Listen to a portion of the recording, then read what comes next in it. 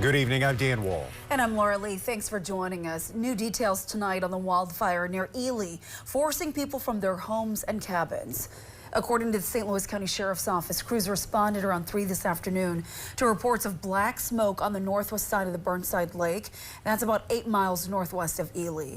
Several fire departments, the DNR and Forest Service quickly began fighting the wildfire from the ground and air in the heavily wooded area. This is video into our newsroom. You can see fire crews right there going over the homes.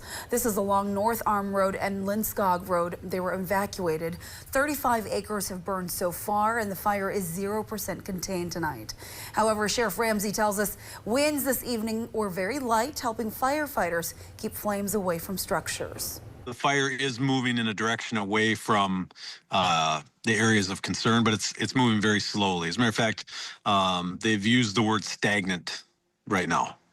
At last check, the Forest Service was considering letting evacuees return home for the night. You can see this is new video our crew on scene gathered from that area of firefighters letting some people through and staying put in that area overnight. The Forest Service will remain on scene there before firefighting then resumes in the morning. Sheriff Ramsey reminds people to abide by road closure signs and avoid driving over water lines.